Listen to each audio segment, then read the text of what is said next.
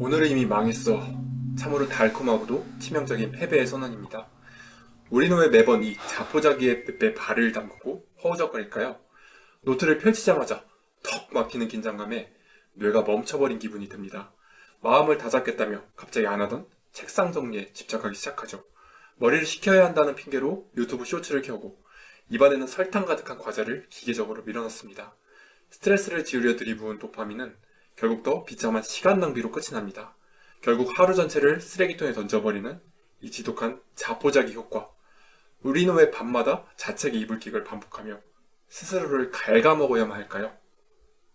착각하지 마세요. 여러분의 의지력이 쓰레기라서가 아닙니다. 뇌의 사령탑이 파업을 선언했기 때문입니다. 뇌과학의 관점에서 새로운 도전은 굶주린 맹수와 같습니다. 완벽해야 한다는 숨막힌 압박과 실패했을 때 겪게 될 경제적 타격, 그리고 타인의 인정을 받지 못할지도 모른다는 끔찍한 공포. 이 불안들이 얽혀 뇌 경비원인 편도체에 미친 듯이 비상벨을 울립니다. UCLA의 심리학자인 나오미 아이젠버거 교수는 아주 충격적인 사실을 증명했습니다.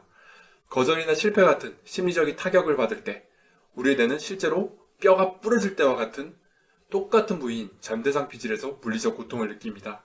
글을 쓰고 사업을 기획하는 그 낯선 도전이 뇌 입장에서는 당장 다리가 부러질지도 모르는 끔찍한 생존 위협인 셈이죠. 비상벨이 울리면 이성의 사령탑인 전두엽은 방어 기제로 인해 완전히 셧다운됩니다. 사령탑을 잃은 뇌는 투쟁, 도피, 경직 중 가장 안전하고 만만한 도피처인 유튜브 쇼츠를 선택합니다. 칼턴 대학교 심리학자 팀 피칠 교수는 이 본능의 뼈를 때립니다. 미루기는 시간 관리의 문제가 아니라 감정 조절의 문제다. 눈앞의 공포를 피하기 위해 단기적인 쾌락을 주입하는 감정 조절의 문제입니다. 여기에 원시시대에 머물러 있는 뇌의 얄팍한 보상체계가 기름을 붓습니다.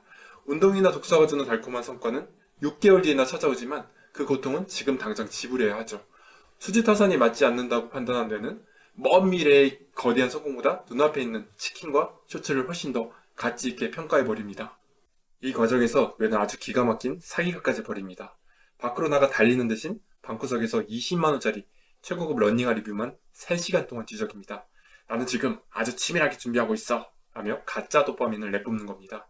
본게임에서 마주할 실패의 뼈아픈 고통을 교묘하게 유예하려는 완벽한 회피 전략이죠.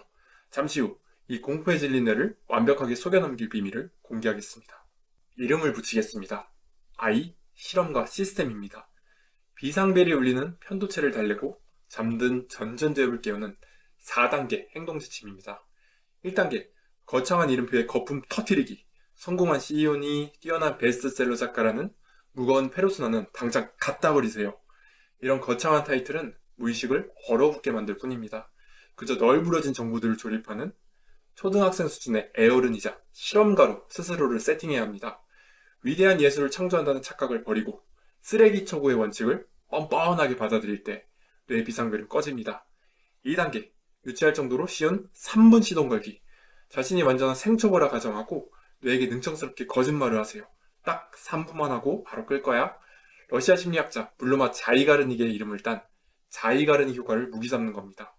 인간의 뇌는 시작조차 안 한 일보다 일단 시작한 후 중단된 일을 더 강박적으로 기억하고 끝내려 합니다. 책 딱 한 장만 읽기 같은 하찮은 행동으로 시동만 슬쩍 거세요. 일단 궤도에 오르면 뇌는 멈추는 것을 오히려 고통스럽게 느끼기 시작합니다. 3단계, 할 수밖에 없는 아날로그 감옥 구축. 의지력을 믿는 것만큼 어리석은 짓은 없습니다. 유혹을 억지로 참아내는 것이 아니라 유혹 자체가 물리적으로 불가능한 환경을 세팅해야 합니다. 집중 시간에는 스마트폰과 웹브라우저를 잠금 앱으로 철저히 봉쇄하세요. 저는 글을 쓸 때 스마트폰을 다른 방 구석 서랍에 유배 보냅니다. 유혹을 참는 게 아니라 유혹이 불가능한 환경을 설계하는 것이 진짜 전략가의 선택입니다. 4단계, 미세한 성취의 기록과 1%의 격려. 아주 하찮은 일이라도 해낸 스스로를 무조건 칭찬하고 성취를 기록하세요. 어제보다 딱 1%만 더 나아간 변화를 뇌에 각인시키면 달콤한 보상을 맛본 뇌는 내일 더 큰 실행 동력을 뿜어낼 겁니다. 혹시 마음만 먹으면 다 할 수 있어 라며 시작을 미루고 있지 않나요? 이건 시작하지 않으면 적어도 실패자는 되지 않는다는 비겁한 자아보호 기제입니다. 현실에 부딪혀 자존감이 박살나는 것보다 환상 속에 머무는 것이 훨씬 안전하다고 뇌가 속이는 중이죠. 적성에 안 맞는다면 핑계대고 도망치지 마세요. 최고가 된 사람들도 처음부터 그 일을 미친 듯이 좋아했던 것이 아닙니다. 좋아하는 일은 타고나는 것이 아니라 수많은 연습과 몰입의 경험을 거쳐 치열하게 만들어가는 겁니다.